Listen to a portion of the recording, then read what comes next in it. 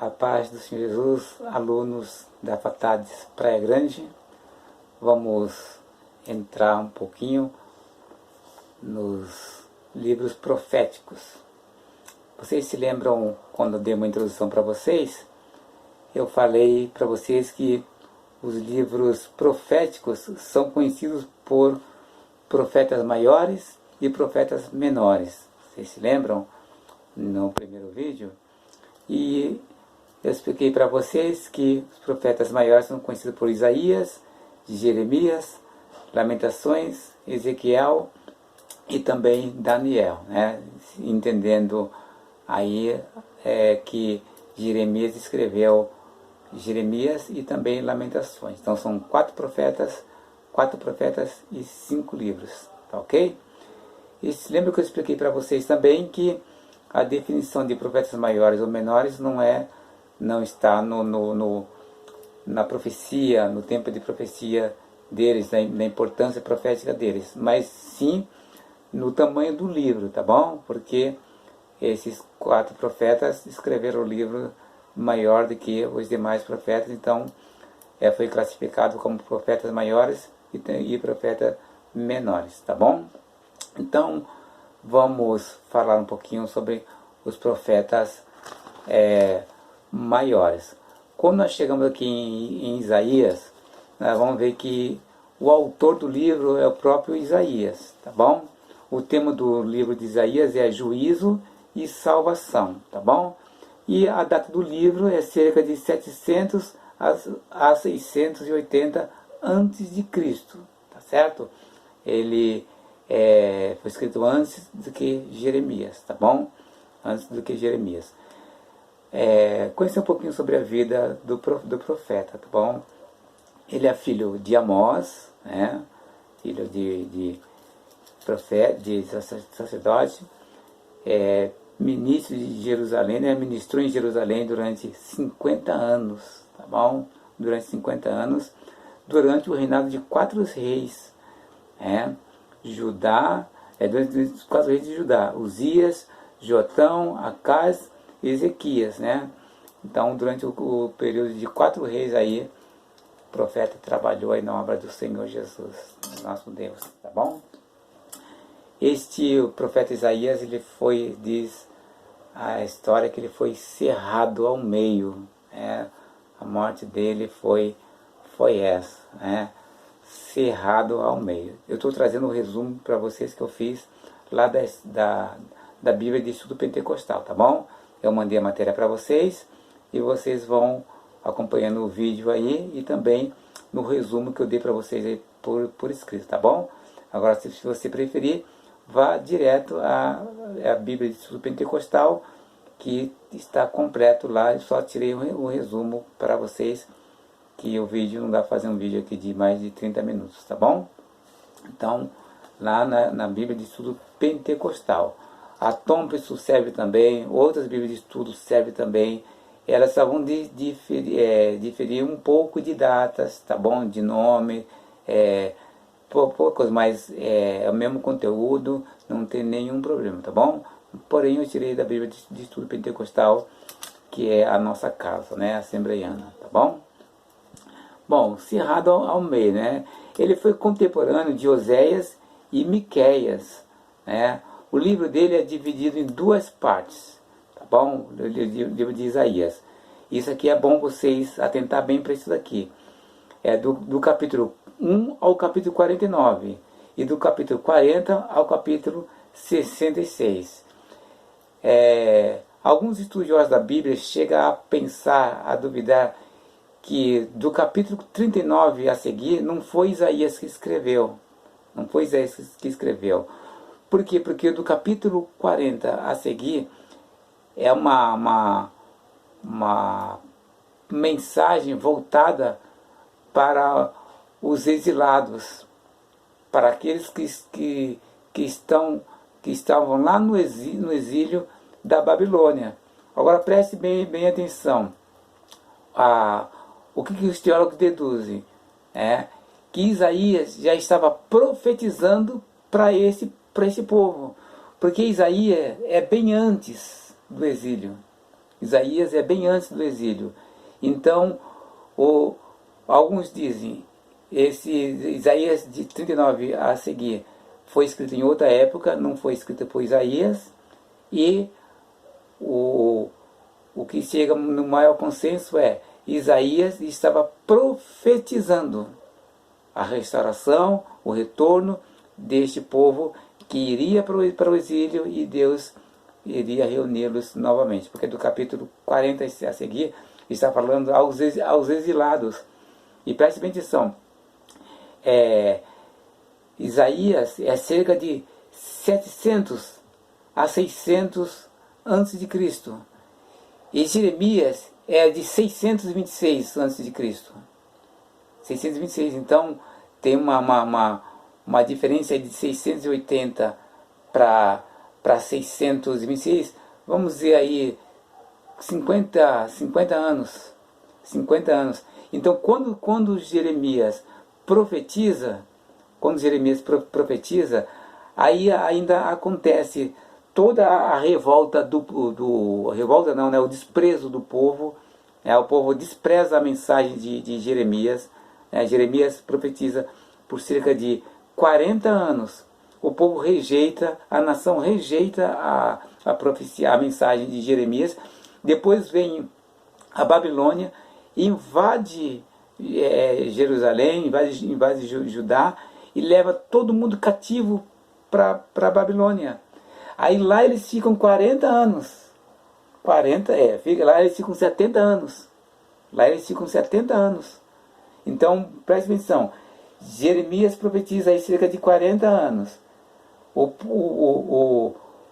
povo fica 70 anos lá no cativeiro. No cativeiro. E aí já passou mais de 100 anos aí. Mais de 100 anos.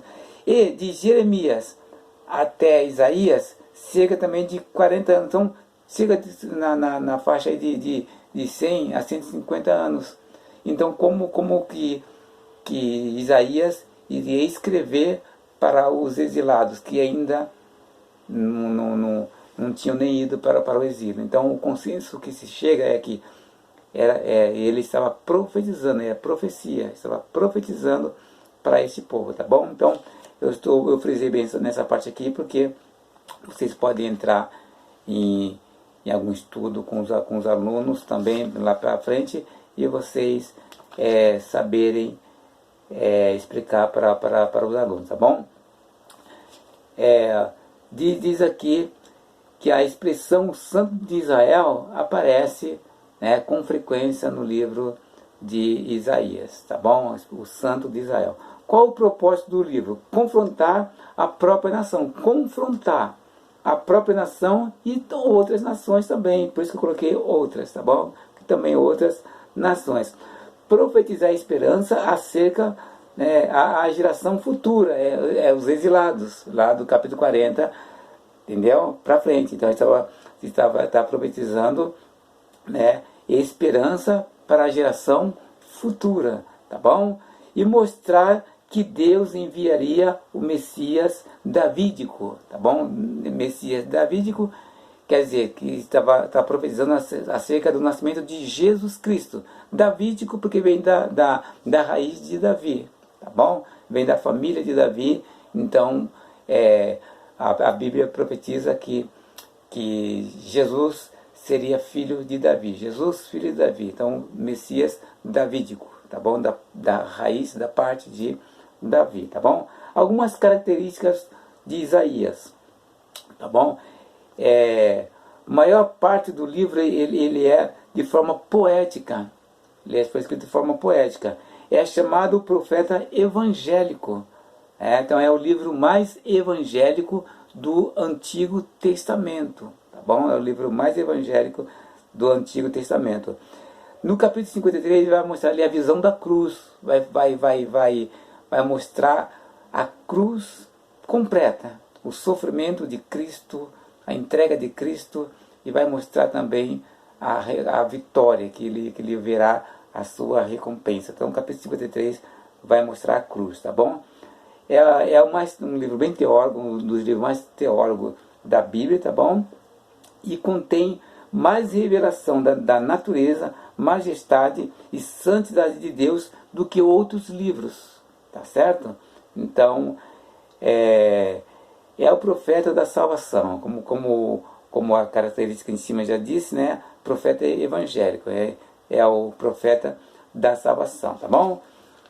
Ante o Novo Testamento, vocês vão lá na Bíblia de Pentecostal, tem vários versículos, né? Várias passagens que saem em Isaías e é citado lá no Novo Testamento, tá bom? Uma delas é no capítulo 40, versículo 3 a 5. Vocês vão lá para Mateus, capítulo 3, versículo 1 a 3, tá bom?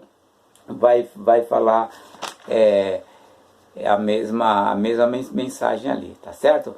Como eu disse para vocês, de Jeremias profetiza um pouco mais para frente do que Isaías, tá bom? Agora, Jeremias ele vai profetizar cerca de 626 a.C. O livro é escrito mais ou menos entre 585 a 580. Nesse período de 5 anos, tá bom?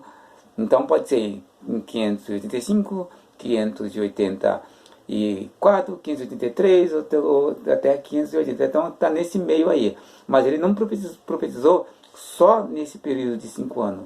Jeremias profetiza mais ou menos uma duração de 40 anos, os últimos 40 anos da decadência, né, de Jerusalém, do povo judeu.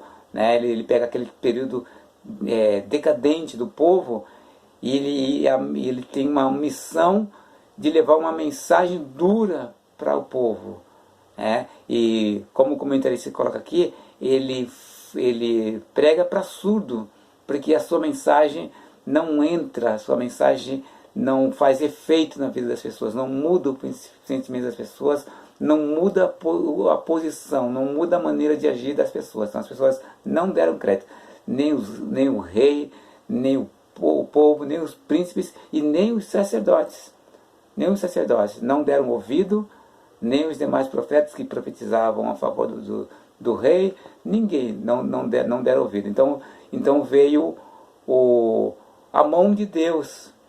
O que Jeremias profetizou aconteceu. Jeremias advertia o povo, e o povo não aceitou a advertência, e por não aceitar a advertência, então veio se cumprir aquilo que Jeremias estava profetizando. Se vocês não se arrependerem, o rei Nabucodonosor vai invadir, vai vir a nação inimiga aqui e vai destruir eles. Se confiavam, eles achavam que não, eles achavam que viver da maneira que eles estavam vivendo iria terminar tudo bem. Então eles não acreditavam na mensagem de Jeremias. Jeremias profetizou uma mensagem muito dura. Jeremias sofreu muito, porque Jeremias foi rejeitado por todo mundo. Jeremias, ele tinha que falar a verdade. Ele foi um dos profetas que mais sofreu. Além de ser rejeitado, Jeremias foi preso, jogado no calabouço. Então a tragédia, a luta dele por falar a verdade, por a palavra de Deus, o povo não deu crédito, não deu ouvido, e por o povo não dar ouvido, em 605, Nabucodonosor invade Jerusalém. Ele leva, ele faz uma seleção, ele leva os mais seletos, ele leva os mais seletos, ele leva os príncipes, ele leva os sábios, ele leva a nata, tá bom? No meio dessa primeira leva aí foi Daniel. Então Daniel, junto com se eu me falar a memória, com Ezequiel, eles foram, vou falar mais de Daniel, de Daniel, tá bom? Daniel, ele foi para a Babilônia com mais ou menos entre 14 a 17 anos. 14 a 17 anos, Daniel é levado para a Babilônia. Então Daniel vai nessa primeira leva aqui, em 605, ele vai. Depois, em 597, o rei volta de novo e ataca mais uma vez Jerusalém e leva mais ou menos 10.000 pessoas, leva 10.000 pessoas, leva os mais ricos, leva a riqueza da terra, né? Na primeira leva já levou os nobres, levou os príncipes, levou os sábios. Na segunda leva agora os mais ricos que ficaram lá, leva a riqueza da terra. E depois, em 586, ele retorna de novo, ele dá 3 investidas contra Jerusalém. E aí ele destrói a cidade por inteira. Tá? Ele destrói o templo, destrói o restante da cidade, né? Os vasos da casa de Deus é levado. Então, tudo isso por se cumprir o que Jeremias vinha falando e o povo não dava crédito. O profeta, ele tem esta missão de falar a verdade e nem sempre ser compreendido, tá bom? Então, em 586, nessa terceira investida, Nabucodonosor arrasa com Jerusalém, tá bom? Profeta das lágrimas, né? Profeta chorão. Poxa, que ele é conhecido como profeta chorão? Porque ele era mole? Não, ele era muito sensível. Jeremias, por mais que ele estivesse levando uma mensagem dura para o povo, ele era sensível. Ele também sentia no seu coração, ele sentia também na sua pele. Você está advertindo uma pessoa, olha, né, no caso de Jeremias, está advertindo uma nação, nem a família, nem os amigos, ninguém deu ouvido ao que Jeremias está falando. É como se dissesse assim, oh, poxa, amigo, não faça isso que você vai sofrer. E você está vendo que a pessoa vai sofrer, mas a pessoa a pessoa ainda te despreza. Então, Jeremias passou. Então, por que ele é o profeta de chorão? Ele era, apesar de ele levar uma mensagem dura para o povo, ele tinha sensibilidade humana também, tá bom? Ele tinha um secretário, né? Lá no capítulo 36, versículo 14, ele mostra que ele tinha um secretário. Porque esse secretário passou a escrever as profecias de Isaías, porque chegou um determinado momento que o rei ficou tão irritado com Jeremias, porque Jeremias só profetizava que a cidade ia ser destruída se o povo não se arrependesse, se o rei não se arrependesse, e o rei falou assim, opa, peraí, você não quer ver você mais não. Então ele foi proibido de entrar no templo, proibido de entrar na presença do rei. E aí Baruque passou a escrever. Então Baruque passou a escrever